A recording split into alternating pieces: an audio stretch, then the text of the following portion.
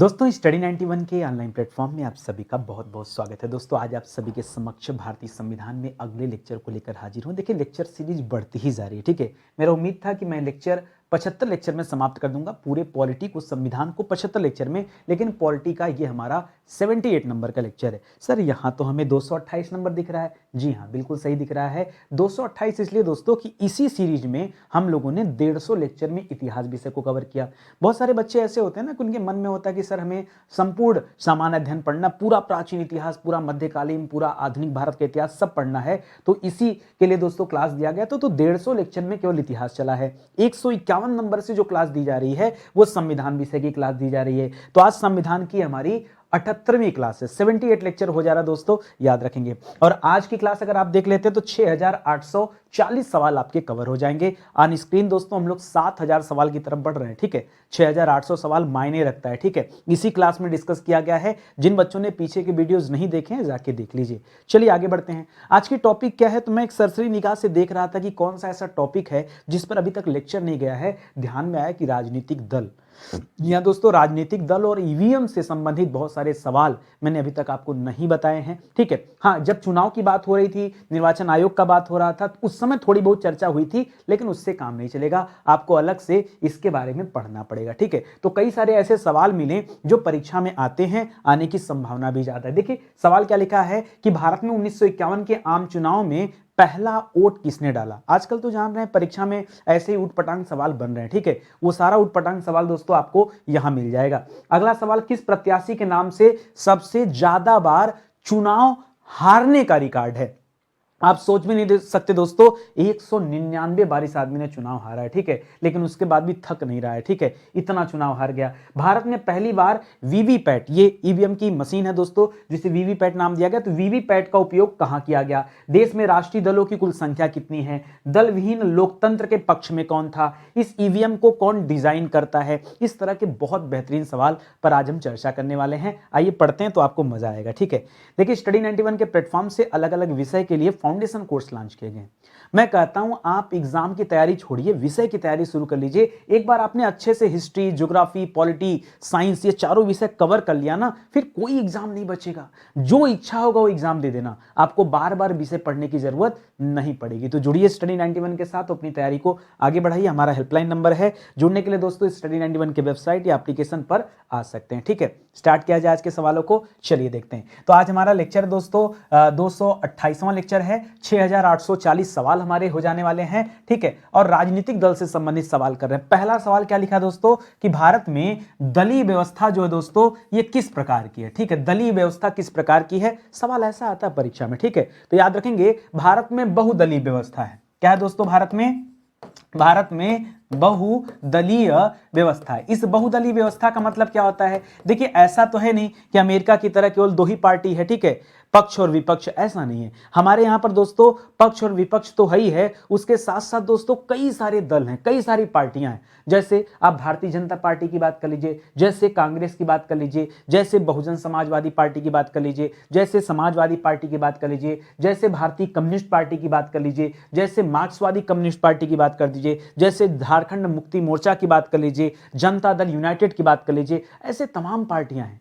एक सवाल अभी आगे आपको मिलने वाला है कि भारत में अभी कितनी पार्टियां हैं वर्तमान में, ठीक है। तो राष्ट्रीय स्तर पर कितनी है और राज्य स्तर पर कितनी है और क्षेत्रीय स्तर पर कितनी है, ये तीनों के तीन जवाब मिलेंगे आपको, ठीक है। फिलहाल अभी के लिए आप याद रखें कि भारत में किस तरह की व्यवस्था है, तो बहुदलीय व्यवस्था है, यानी बहुत सारे दल हैं, सब चुनाव लड़ सकते हैं, ठीक है। पहला सवाल। दूसरा सवाल लिखिए, पढ़िए क्या लिख रहा है कि कम से कम कितने राज्यों में राज्य स्तरीय पार्टी की हैसियत रखने वाली राजनीतिक दल को राष्ट्रीय पार्टी में मान्यता दी जाती है, ठीक है। देखिए अगर कोई भी पार्टी राष्ट्रीय पार्टी बनना चाहती है तो क्या करना होगा, उसके लिए चुनाव आयोग की तरफ से कम 3-4 शर्तें हैं, ठीक है। वो 3-4, एक शर्त नहीं है, 3-4 शर्तें। जब वो सभी शर्तों को पूरा करती है तब जाकर के वह पार्टी जो राज्य स्तर की पार्टी थी अब वो राष्ट्रीय पार्टी के दर्जे पर आ जाती है। और उसमें से पहला सवाल लिख रहा है कि कम से कम कितने राज्यों में राज्य स्तरीय पार्टी की हैसियत रखना चाहिए। अच्छा एक बात बताओ, नाम होने जा रहा है, राष्ट्रीय पार्टी बनने जा रहे हैं और पता चल रहा है कि एक ही राज्य में उनको लोग जानते हैं, दूसरे बगल का पड़ोसी राज्य के लोग जानते नहीं कि नहीं भाई इस नाम की पार्टी भी है, तो क्या उसको राष्ट्रीय पार्टी का दर्जा मिलेगा, कभी नहीं मिलेगा, ठीक है। है। तो यहां दोस्तों कितने राज्यों में उसकी हैसियत होनी चाहिए, तो कहा गया 4 या 4 से अधिक, 4 या 4 से अधिक, 4 या 4 से अधिक राज्यों में अगर दोस्तों हैसियत है, 4 या 4 से अधिक राज्यों में अगर हैसियत है, तब जाके राष्ट्रीय पार्टी का दर्जा दिया जाएगा। इतना ही नहीं, इतना और कहा गया दोस्तों यहां पर कम से कम 6% वोट भी होना चाहिए। क्या होना चाहिए दोस्तों, 6% वोट भी होना चाहिए। ऐसा नहीं कि यहां पे दोस्तों, और ये कम से कम है, ठीक है, ये कम से कम है, ठीक है, कम से कम बता रहा हूं, ठीक है, तो कम से कम 6% वोट होना चाहिए। ऐसा नहीं कि पड़ोस के राज्य में 2-4 लोग जानते, 2-4 लोगों की गिनती नहीं है। कम से कम आपका जब उम्मीदवार वहां खड़ा हो तो कम से कम 6% वोट हो उसके पास, तब माना जाएगा कि नहीं आप एक पहली शर्त पूरी कर रहे हैं। ठीक है, अगला शर्त देखिए, लिख रहा है राष्ट्रीय पार्टी बनने के लिए लोकसभा की कुल, लोकसभा मतलब सीधा संसद तक पहुंच गए, तो लोकसभा की कुल सीटों में से कितना प्रतिशत जो है जीतना दोस्तों अनिवार्य है। तो यहां पे अगर बात लोकसभा की है तो कहा गया दोस्तों लोकसभा में कम से कम कितना दोस्तों, 2% सीट, कितना दोस्तों, लोकसभा में 2% सीट दोस्तों जीतना अनिवार्य है। जैसे अभी मान लीजिए लोकसभा में मैक्सिमम सीट है 545 ना, उस 545 का 2% आप निकाल लीजिएगा। ठीक है, कम से कम 2% सीट जब आप जीतेंगे तब दोस्तों माना जाएगा। ऊपर से दोस्तों एक कंडीशन इसमें और भी जोड़ दिया गया, यह कहा गया और यह भी कहा गया कि जो उम्मीदवार उस संबंधित पार्टी के जो उम्मीदवार हों, ठीक है, वो कम से कम 3 राज्य का नेतृत्व कर रहे हों, 3 राज्य का नेतृत्व कर रहे हो। ऐसा नहीं कि एक ही राज्य से उठकर चले आए हो, ठीक है, वो 3 अलग अलग राज्यों का नेतृत्व कर रहे हो, तब जाके उसे राष्ट्रीय पार्टी का दर्जा दिया जाएगा। ये 2 बड़ी कंडीशन है। ठीक है, इसके अलावा बहुत छोटी छोटी कंडीशन भी है, तो उसके बारे में भी हम चर्चा करेंगे। ठीक है, इतनी बात समझ में आ गई। चलिए आगे बढ़ते हैं। अगला सवाल देखिए, एक सवाल आता है कि प्रथम लोकसभा चुनाव में कितने राजनीतिक दलों को राष्ट्रीय दल का दर्जा दिया गया था। प्रथम लोकसभा चुनाव की बात कर रहा है। अब पहले बच्चे को यही पता चल जाए कि प्रथम लोकसभा चुनाव हुआ कब था। ठीक है, प्रथम लोकसभा चुनाव कब कराया गया था दोस्तों, तो लोकसभा चुनाव हुआ था दोस्तों 1951-52 के दौरान। ठीक है, कब हुआ था दोस्तों, 1951-52 के दौरान। दोस्तों उस समय एक झूठा चुनाव भी हुआ था, जिसे पायलट प्रोजेक्ट के तौर पे लॉन्च किया गया था, देखने के लिए कि क्या चुनाव, जैसे कोई काम जब पहली बार होता है ना, तो एक उसको पायलट प्रोजेक्ट के तौर पे लॉन्च करते हैं कि देखा जाए कि काम ठीक ढंग से हो पाता है कि नहीं, क्योंकि लोग जानते नहीं थे कि कैसे वोट देना है। भाई भारत में पहली बार वोटिंग प्रक्रिया आ रही थी, तो जनता को पता नहीं था, लोगों को पता नहीं था, इसलिए एक बार एक फेक चुनाव कराया गया था। उसके बाद ये रेगुलर चुनाव स्टार्ट हुआ। ठीक है, फेक चुनाव के बारे में लोग नहीं जानते, खैर अलग बात है। यहां लिख रहा है दोस्तों कि चलिए ये पहला आम चुनाव की बात हो जाती। लोकसभा का जो पहला आम चुनाव हुआ था, इसमें कितने राजनीतिक दलों को उस समय दोस्तों राष्ट्रीय पार्टी का दर्जा दिया गया था, तो उस समय दोस्तों राष्ट्रीय पार्टी का दर्जा दिया गया था कुल 14 दलों को। ठीक है, याद रखेंगे कुल 14 दल थे उस समय जो खड़े हुए थे चुनाव लड़ने के लिए। क्या बात करें सर, ये आजादी के टाइम की बात है और इतने लोग, इतना दल उस समय था। हाँ, छोटे बड़े बहुत सारे दल थे। ठीक है, इसको याद रखेंगे। अगर आप वर्तमान की बात करेंगे, अगर आप वर्तमान की बात करेंगे तो वर्तमान का उत्तर क्या, ये देखिए आगे लिख रहा है, वर्तमान समय में देश में राष्ट्रीय दलों की कुल संख्या कितनी है। तो वर्तमान में दोस्तों देश में राष्ट्रीय दलों की संख्या कितनी हो गई है, अब घटते घटते आ गई दोस्तों सिर्फ 6। कितने हो गए दोस्तों, 6 हो गए। ठीक है, ये 6 राष्ट्रीय पार्टियां हैं। तो अगर कभी सवाल पूछे तो क्या बताएंगे, कितनी राष्ट्रीय पार्टियां हैं। ठीक है, मुझे पता है आपके मन में सवाल आ रहा है कि सर राष्ट्रीय पार्टी तो ठीक है, हमें और भी जानना है। ठीक है, बता दूंगा अभी कौन कौन सी राष्ट्रीय पार्टी है। ठीक है, अभी गिनती किया जाएगा, आगे सवाल आएगा। तो अगर ये पूछे कितनी राष्ट्रीय पार्टियां हैं तो बताइएगा 6। अगर ये पूछ दे दोस्तों कितने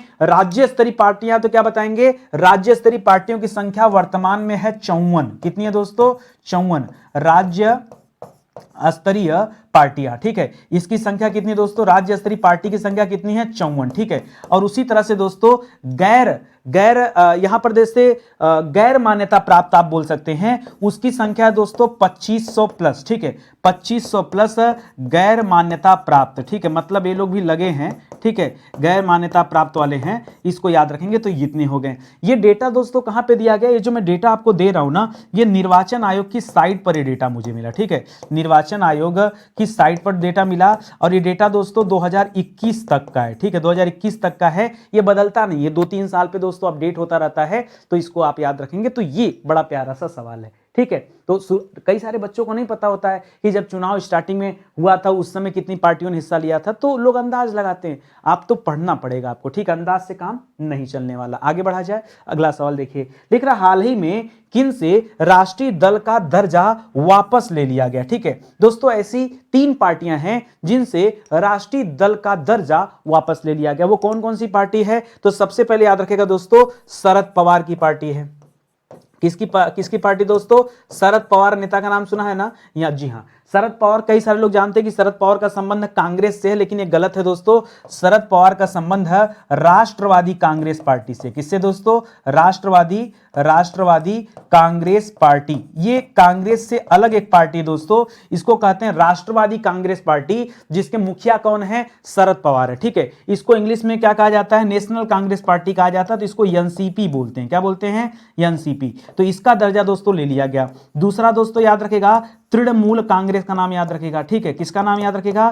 तृणमूल कांग्रेस का नाम याद रखेगा। यह ममता बनर्जी वाली पार्टी है जो बंगाल में से है। इसको क्या कहते हैं दोस्तों? इसको कहा जाता है टीएमसी कहा जाता है। ठीक है, ये दूसरे नंबर पे है। जो तीसरे नंबर पे छीना गया है, ठीक है, उसका है दोस्तों भारतीय कम्युनिस्ट पार्टी। कौन है दोस्तों? भारतीय कम्युनिस्ट पार्टी। ठीक है, भारतीय कम्युनिस्ट पार्टी। इसको दोस्तों इंग्लिश में बोलते हैं, हिंदी में बोलते हैं भाकपा। क्या बोलते हैं? भारतीय कम्युनिस्ट पार्टी। ठीक है, तो इसको भी याद रखेगा। ठीक है, तो ये 3 पार्टियां दोस्तों जिनसे अभी दर्जा जो है छीन लिया गया। ठीक है, अब पहले क्या था कि ये तीनों पार्टियां क्या थी? राष्ट्रीय पार्टियां थी। लेकिन अब दोस्तों उनका जो अनिवार्य चीजें होनी चाहिए वो उनसे हो नहीं पाया, और इस वजह से उनका दर्जा छीन लिया गया। ठीक है, इसीलिए संख्या घट करके वर्तमान में कितनी आ गई है? 6 आ गई है। नहीं तो पहले संख्या और भी ज्यादा थी। पहले संख्या थी दोस्तों 8। ठीक है, तो आप कहेंगे सर 8 में से 3 घटा तो 5 होना चाहिए, 6 कैसे आ गया? नहीं, तो 3 हटा है और 1 जुड़ा भी है ना, इसलिए दोस्तों यहां पर संख्या पुनः क्या हो गया? 5 के बदले में 6 संख्या हो जाती है। ठीक है, आगे बढ़िए। कह रहा हाल ही में किसे राष्ट्रीय पार्टी का दर्जा दिया गया है? तो हाल ही में दोस्तों आम आदमी पार्टी को राष्ट्रीय पार्टी का दर्जा दिया गया है। ठीक है, तो इसको भी आप याद रखेंगे। शानदार सवाल। आगे देखिए, वर्तमान में राष्ट्रीय दल कितने हैं दोस्तों? तभी हमने बताया दोस्तों वर्तमान में राष्ट्रीय दलों की संख्या कितनी है? 6 है। कौन कौन से दोस्तों? तो पहले नंबर 1 पर याद रखेंगे भाजपा हो गई। नंबर 2 पर कौन है दोस्तों?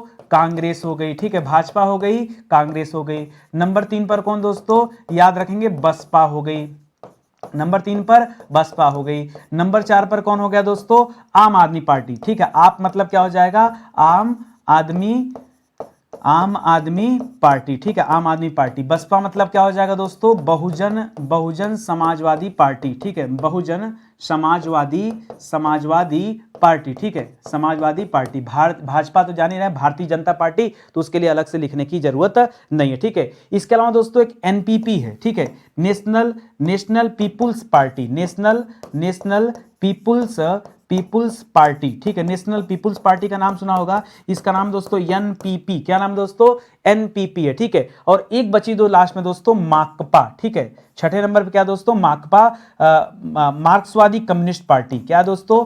मार्क्सवादी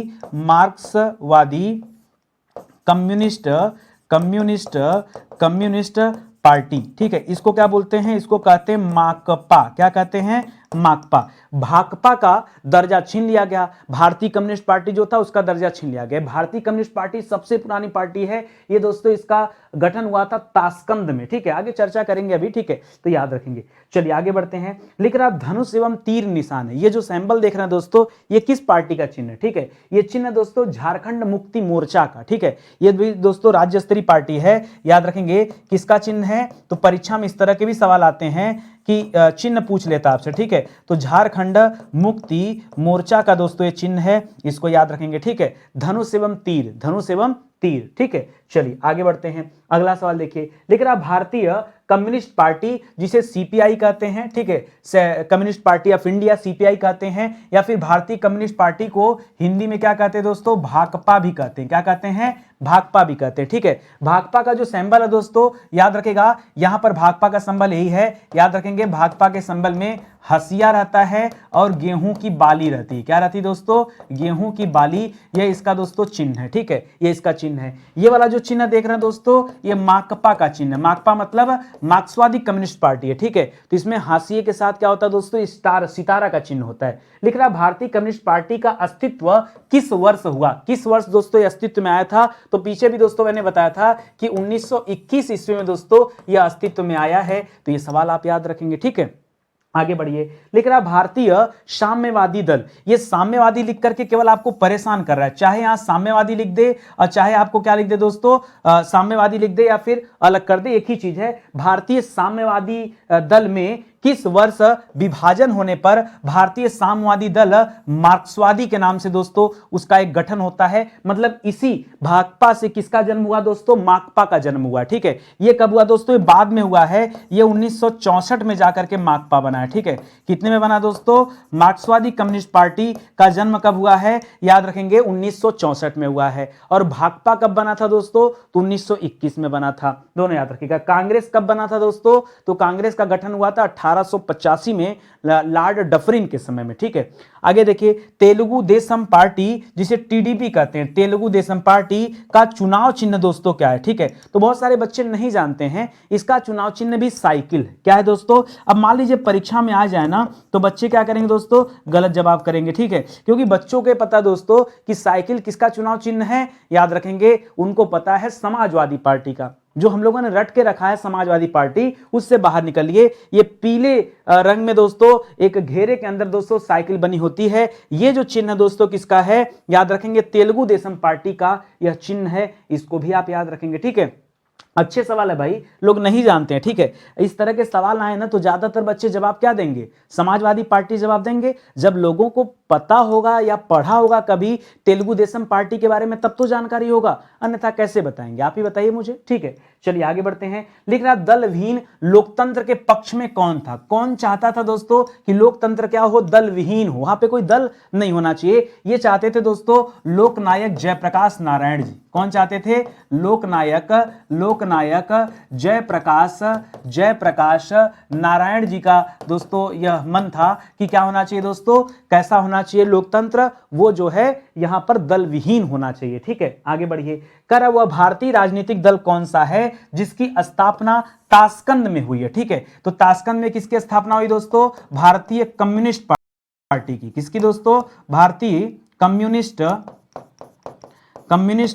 पार्टी की स्थापना वर्ष 1921 में कहां पे हुआ दोस्तों, ताशकंद में हुआ है। कहां पर दोस्तों, ताशकंद में हुआ है। इसी भारतीय कम्युनिस्ट पार्टी को हम क्या कहते हैं, भाकपा कहते हैं। और इसे ही दोस्तों अभी राष्ट्रीय पार्टी का दर्जा छीन गया, ठीक है। राष्ट्रीय पार्टी का दर्जा छीन गया, ठीक है। इसके राष्ट्रीय पार्टी का दर्जा क्या हो गया, छीन गया। आप इसको भी याद रखेंगे, ठीक है। आगे बढ़िए। लिख रहा डॉक्टर भीमराव अंबेडकर ने किस पार्टी की स्थापना की थी। अब लोग नहीं जानते, लोग ये जानते हैं कि भीमराव अंबेडकर प्रारूप समिति के अध्यक्ष थे, ड्राफ्टिंग कमेटी के मेंबर थे या उसके अध्यक्ष थे, उनकी कमेटी में 7 लोग थे, उन्होंने संविधान बनाया, सारी चीजें ठीक है। लेकिन दोस्तों कौन से पार्टी बनाया था उन्होंने, तो याद रखेगा उनकी पार्टी का नाम था स्वतंत्र श्रमिक पार्टी। क्या नाम था दोस्तों, स्वतंत्र श्रमिक पार्टी की स्थापना किसने किया था दोस्तों, भीमराव अंबेडकर जी ने किया था, ठीक है। बहुत सारे लोग नहीं जानते, तो आप जानिए, जरूरी है आपके लिए, ठीक है। आगे बढ़ा जाए दोस्तों।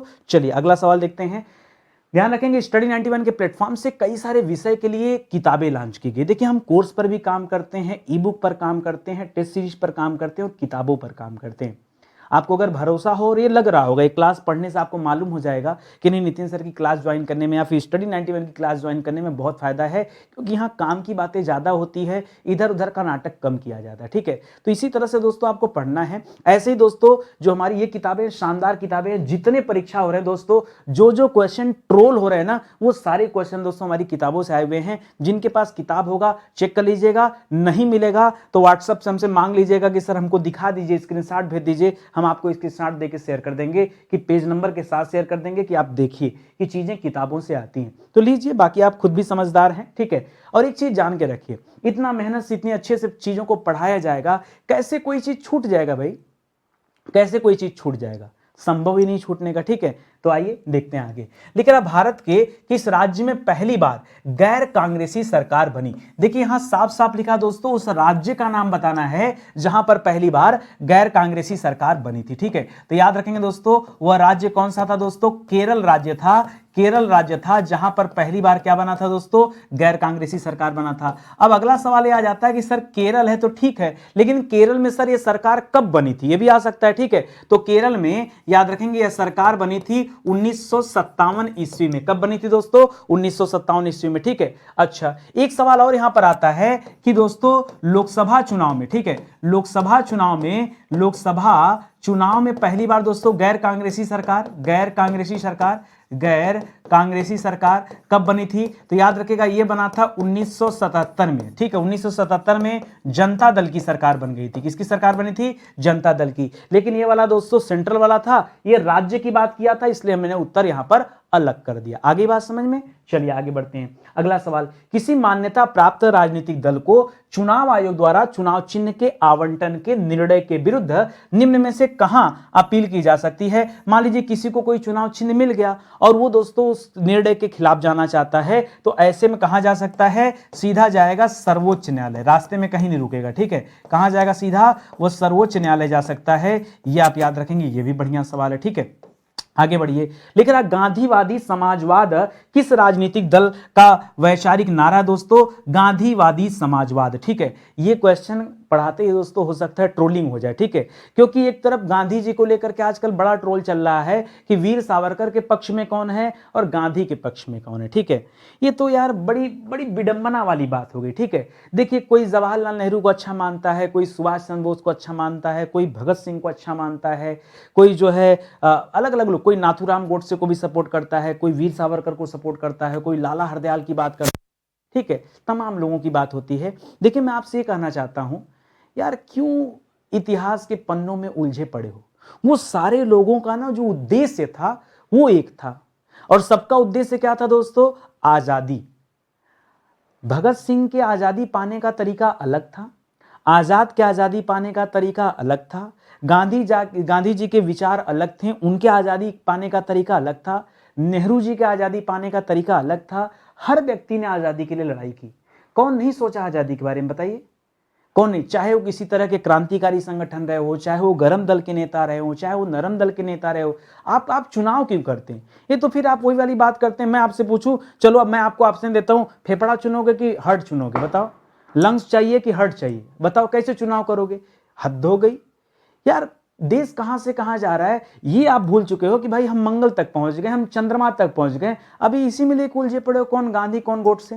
क्या फर्क पड़ता है गांधी गोडसे से? बताइए क्या फर्क पड़ता है? अरे कुछ फर्क पड़ता है तो इस बात को फर्क पड़िए कि उन लोगों के जाने के बाद हम अपने देश को और बेहतर कैसे बना सकते हैं, बजाय इसके कि पिछले 70-80 सालों में क्या हुआ। हम अगले 70-80 साल में और बेहतर कर सकते हैं ना, उस पर ध्यान देना चाहिए। हम चले पीछे की चीजों को देखने के नहीं, पिछला लोगों ने क्या किया अपना देख लो ना, हमने अभी क्या किया अपना देखिए। पीछे की बातों पे चर्चा नहीं करते हैं। पता नहीं इस देश में हो क्या गया, युवा से लेकर के और खास करके प्रौढ़ावस्था की हालत तो एकदम खराब है। जिनका जो पढ़े लिखे हैं उनका तो फिर भी ठीक है, प्रौढ़ावस्था वाले की हालत बहुत खराब है एकदम, मतलब पूरी तरह से अंधभक्ति में लीन है। जो जहां लीन है वहीं लीन है। कोई सपा को लेके लीन है, कोई भाजपा को लेके लीन है, कोई कांग्रेस को लेके लीन है। एक बात साफ साफ बताऊं, सिर्फ एक बात याद रखिए, पार्टी चाहे कोई भी हो, व्यक्ति चाहे कोई भी हो, हमें देश के विकास से मतलब है, हमें देश हित से मतलब है, हमें व्यक्ति विशेष से नहीं मतलब, हमें किसी पार्टी से कोई मतलब नहीं है। ठीक है, इसलिए इन चीजों को ध्यान में रखिए। हम बेहतर करना चाहते तो करें। अभी कभी देखा स्टडी 91 पर इस तरह की आलोचना करते हुए? ठीक है, अपना काम अच्छे से पढ़ाना। मैं कभी किसी ट्यूटर को नहीं कहता, कभी किसी कोचिंग क्लास वाले को नहीं कहता भैया वो बहुत खराब पढ़ाते हैं। सब अच्छे हैं यार, सब अच्छे हैं, छोटा से लेकर बड़ा तक हर व्यक्ति पढ़ाई तो रहा है, शिक्षा को आगे बढ़ा रहा है, बुरा क्या है? सब अच्छी बात है। इसलिए जो चल रहा है चलने दो। ठीक है, आप बच्चों को चाहिए कि हमें कहां जाना है, हमें सही जगह जाना है, तो वो सही जगह है। ठीक है, आइए आगे बढ़ते हैं। गांधीवादी समाजवाद ये दोस्तों किसका वैचारिक नारा है? याद रखेंगे भाजपा का वैचारिक नारा है। ठीक है, किसका दोस्तों? ये भाजपा का, बीजेपी का दोस्तों ये वैचारिक नारा है, ये आप याद रखेंगे। ठीक है, चलिए आगे बढ़ते हैं। लिख रहा है ईवीएम का फुल फॉर्म बताइए। ठीक है, ईवीएम का फुल फॉर्म क्या होता है दोस्तों? अब सबसे पहला जो शब्द होता है ना, परीक्षा में या तो दे देता इलेक्ट्रिक या दे देता दोस्तों इलेक्ट्रॉनिक। तो बात आता है सर इलेक्ट्रिक करें, इलेक्ट्रिक वोटिंग मशीन या इलेक्ट्रॉनिक वोटिंग मशीन, ठीक है। तो याद रखेगा इसका फुल फॉर्म होता है इलेक्ट्रॉनिक। क्या होता है दोस्तों? इलेक्ट्रॉनिक वोटिंग मशीन, ठीक है। इलेक्ट्रॉनिक वोटिंग मशीन कहा जाता है। ये ईवीएम का क्या है दोस्तों?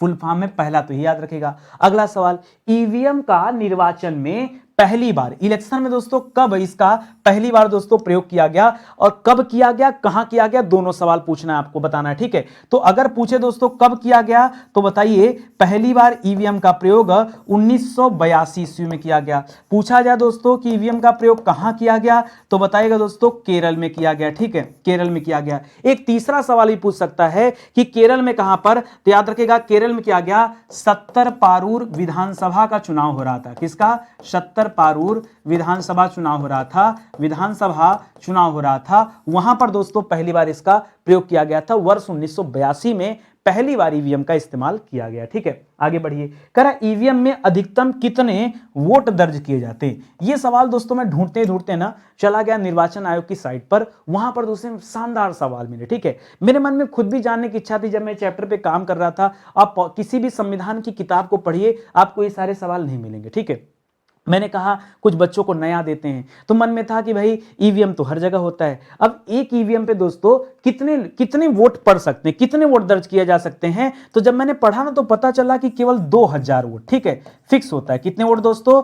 2000 वोट दोस्तों ईवीएम पर दर्ज किए जा सकते हैं। मतलब 2000 से ज्यादा जब जैसे वोटिंग आती ना, फिर ईवीएम को क्या करना पड़ता है? बदलना पड़ता है, ठीक है। जैसे 2000 लोगों ने वोट दे दिया, फिर एक नया ईवीएम उसके सामने रखा जाएगा, ठीक है। फिर बाकी के लोग क्या करेंगे, जैसे 2001वां व्यक्ति क्या करेगा, वो दूसरे ईवीएम का प्रयोग करेगा, उसका वोट उसमें जाएगा। तो 2-2000 लोगों का वोट यहां पर होता है, ठीक है, स्टोर होता है। अभ्यर्थियों की वह अधिकतम संख्या क्या है जिसके लिए ईवीएम काम कर सकती है। अभ्यर्थी का मतलब क्या है? अभ्यर्थी का मतलब दोस्तों दो ऑप्शन आपके सामने हैं कि क्या वोट देने वाले लोगों से है, क्या वोट देने वाले लोगों से है क्या अभ्यर्थी का मतलब? नहीं, अभ्यर्थी का तात्पर्य है नेता से। किसका दोस्तों? नेता से। याद रखेंगे अभ्यर्थी का तात्पर्य है चुनाव लड़ने वाले व्यक्ति से। किससे तात्पर्य दोस्तों? अभ्यर्थी का मतलब क्या है? चुनाव लड़ने वाले से, ठीक है। तो पहले तो आप याद रखेगा कि अब यहां पर बात आ गई दोस्तों कि अधिकतम संख्या पूछ रहा है। अधिकतम संख्या क्या है जिसको इस ईवीएम पे रखा जा सकता है?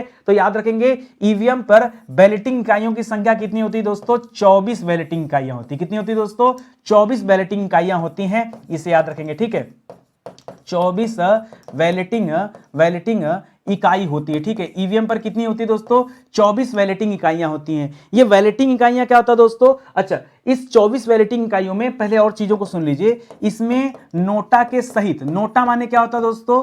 मान लीजिए कोई ऐसा व्यक्ति है जो किसी को भी वोट नहीं देना चाहता, उसके नजर में सारे उम्मीदवार खराब है, ठीक है। तो ऐसे में एक बटन होता है नोटा, ठीक है, नोटा भी व्यक्ति दबा सकता है। तो नोटा सहित दोस्तों इसमें कुल संख्या कितनी होती है? तो याद रखेंगे 384 होती। कुल संख्या कितनी होती है? 384 अभ्यर्थी होते हैं जिनका निर्वाचन कराया जा सकता है, ठीक है, जिनका निर्वाचन कराया जा सकता है। ये पॉइंट है और यही आपसे पूछना चाह रहा है, ठीक है। आगे बढ़िए, लिख रहा है कि ईवीएम को किसने डिजाइन किया, ठीक है। तो ईवीएम को डिजाइन करने वाला दोस्तों कोई एक नहीं है। ईवीएम को डिजाइन करने के लिए दो बड़ी कंपनियों को दोस्तों इसका ठेका दिया गया, ठीक है। वो दोनों कंपनियां मिलकर के इसको डिजाइन की हुई हैं। एक तो है दोस्तों भारत इलेक्ट्रॉनिक्स लिमिटेड। क्या दोस्तों? भारत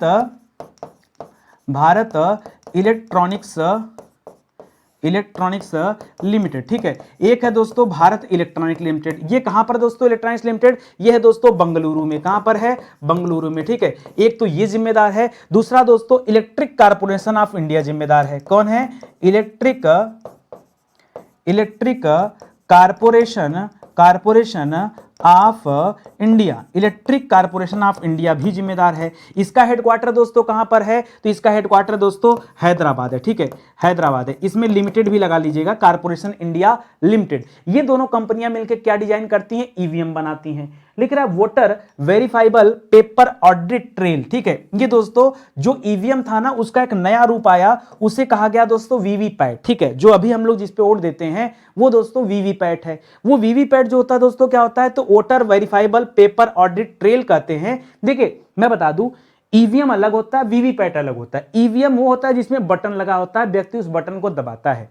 वीवीपैट क्या होता है, ये ईवीएम दोस्तों इस वीवीपैट से कनेक्ट होता है। जैसे ही आप कोई वोट देते हैं ना, तो वो आपका वोट दोस्तों क्या होता है, जनरेट होता है, एक पर्ची क्रिएट होती है। वो पर्ची 7 सेकंड के लिए फिक्स टाइम है, 7 सेकंड के लिए यूजर को दिखती है कि आपने किसे वोट दिया है, उसके बाद वो पर्ची अंदर चली जाती है। ठीक है, इस तरह से आपको पता चलता है कि नहीं हमारा वोट सही जगह गया या गलत। तो voter verifiable paper audit trail, पर्ची अब तो हट गया। ठीक है, तो यहां पर इस तरह से होता है दोस्तों, 7 सेकंड के लिए एक पारदर्शी खिड़की होती है, यही आपको बताना। ठीक है, 7 सेकंड के लिए क्या होता है दोस्तों, एक पारदर्शी खिड़की होती है, पारदर्शी खिड़की होती है जहां से आपको अपना वोट नजर आता है। ठीक है, आप अपने वोट को क्या कर सकते हैं, देख सकते हैं कि हमने जिसे वोट दिया वही चीजें हैं या कुछ अलग यहां पर हैं, ये आप ध्यान रखेंगे। तो यही है दोस्तों वीवीपैट। ठीक है, एक नई चीज लाके जोड़ा गया।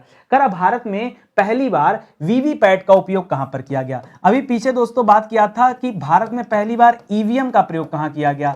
तो ईवीएम पूछा तो आपने बताया दोस्तों 1982 में किया गया, केरल में किया गया। ठीक है, और 70 पारूल विधानसभा में किया गया। ठीक है, 70 पारूल विधानसभा चुनाव में किया गया, ये आपने पढ़ा। अब पूछ रहा दोस्तों भारत में पहली बार वीवीपैट का प्रयोग दोस्तों कहां पर किया गया। इस वीवीपैट का इस्तेमाल कब किया गया, कहां किया गया, तो याद रखिएगा नागालैंड में किया गया था। कहां पर दोस्तों, पहली बार दोस्तों इसका उपयोग नागालैंड में किया गया था। तो नागालैंड में दोस्तों छोटा चुनाव हो रहा था। ठीक है, एक वहां पे वो चल रहा था, उपनिर्वाचन चल रहा था। ठीक है, यहां पर क्या चल रहा था, एक उपनिर्वाचन चल रहा था, क्षेत्र का नाम मैं थोड़ा सा स्किप कर रहा हूं। ठीक है, तो ये दोस्तों वहां पर उपयोग किया गया था पहली बार। लिख रहा ईवीएम मशीनों की लागत क्या होती है। ठीक है, कई बार मन में भी आता है कि सर हमारी सरकार ढेर सारा ईवीएम क्यों नहीं बना लेती। ठीक है, बना सकती है। फिलहाल इसकी लागत की बात करते हैं तो इसकी लागत है दोस्तों लगभग 17,000 रुपए। जी हाँ दोस्तों, आपको जान के हैरानी होगी, आपको लगेगा कि हो सकता है आंकड़ा नितिन सर गलत बता रहे हो, लेकिन दोस्तों ये आंकड़ा बिल्कुल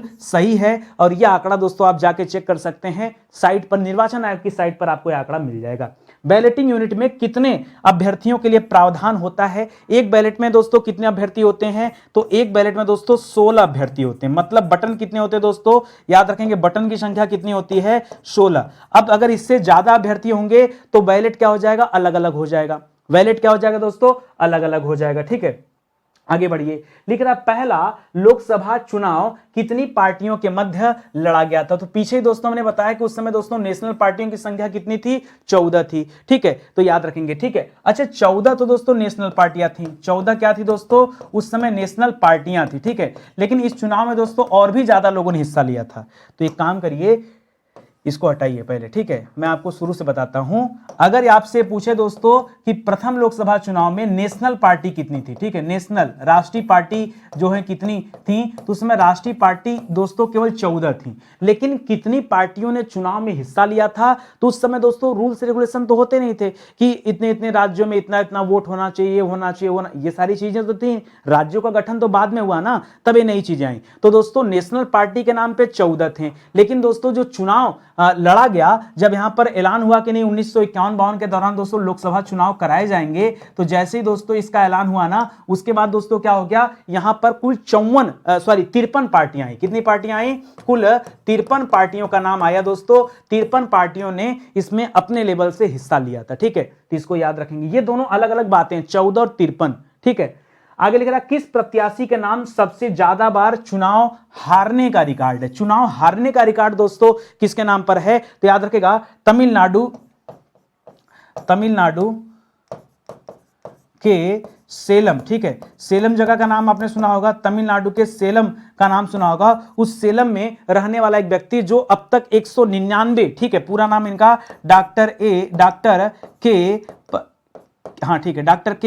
पद्मराजन। क्या नाम दोस्तों, पद्मराजन। ठीक है, पद्मराजन। इन्होंने दोस्तों कुल 199 बार क्या किए दोस्तों, ये अब तक चुनाव हार चुके हैं। ये रिकॉर्डिंग के नाम पर 199 बार चुनाव हारने का रिकॉर्ड। भारत में 1951 के आम चुनाव में पहला वोट किसने डाला था। इस तरह के दोस्तों ऊट पटांग वाले सवाल आजकल ज्यादा बनते हैं। तो पहला वोट दोस्तों हिमाचल प्रदेश के एक स्कूल टीचर ने डाला था, जिनका नाम था दोस्तों श्याम शरण नेगी। क्या नाम था दोस्तों? श्याम शरण नेगी। ठीक है, श्याम शरण नेगी कहां के रहने वाले थे दोस्तों? तो हिमाचल के थे। और दोस्तों यह क्या थे? यह पेशे से यह एक स्कूल टीचर थे, एक स्कूल शिक्षक थे। तो याद रखेगा, अध्यापक को जाके पहला मौका मिला था। ठीक है, और पहला आम चुनाव कब हुआ था दोस्तों? तो याद रखेंगे 25 अक्टूबर से, यही डेट था ना, 25 अक्टूबर 1951 में दोस्तों पहला आम चुनाव शुरू हुआ था, और ये फरवरी 1952 तक चला था। ठीक है, इसीलिए मैं बार बार यहां पे 51-52 लिख रहा हूं, इसे भी आप ध्यान में रखेंगे। ठीक है, तो ये सारी चीजें आप याद रखेंगे। इसी के साथ दोस्तों आज का ये सेशन समाप्त होता है। उम्मीद करता हूं अच्छा लगा होगा। ठीक है, आगे भी दोस्तों कोशिश करूंगा कि जो कुछ भी एक आध दो पॉइंट छूटे हों, मेरी नजर में आ जाएगा तो मैं उनसे भी सवाल बनाकर आपको दे दूंगा, ताकि 80 लेक्चर में, आप तो 78 लेक्चर पे आई गए हो, तो 2 लेक्चर और अटेंड करते हैं, तो 80 लेक्चर में भी आपका पूरी की पूरी पॉलिटी यानी संविधान समाप्त हो जाए। ठीक है, आप चाहते हैं कि सभी विषय पढ़ना ना, तो इसी सीरीज से जुड़े रहिए। देखिए 6-7 हजार सवाल ऑन क्लास हम लोगों ने डिस्कस किया, बहुत बड़ी बात होती है। ठीक है, तो आप जुड़े रहेंगे तो और भी पढ़ने में मजा आएगा। ठीक है, चलिए मिलते हैं दोस्तों अगले लेक्चर में, तब तक के लिए बहुत बहुत धन्यवाद। ऐसे विषय हैं जो पूरी तरह से पढ़ा दिए गए हैं, ये उन्हीं के हैंडटेन नोट्स हैं। बाकी किताब ऑर्डर करेंगे तो किताब बाई पोस्ट आपके घर तक जाती है। ठीक है, टेस्ट सीरीज दोस्तों हमारा एक नया प्रोग्राम है, वो भी दोस्तों बहुत जल्द लॉन्च होने वाला है, तो उसके बारे में भी मैं आपको बता दूंगा। ठीक है, सेशन यही समाप्त होता है, जाके पीछे का वीडियो देखिए। ये आपसे निवेदन है, लाइक करिए, कमेंट करिए। बाकी क्या इच्छा, एक बड़ी इच्छा हमारी है कि शेयर कर दीजिएगा, वो आपसे हो नहीं पाएगा। ठीक है, तो जितना हो पाए वही करिए। ठीक है, बहुत बहुत धन्यवाद आपका। जय हिंद, जय Bharat. Thank you so much.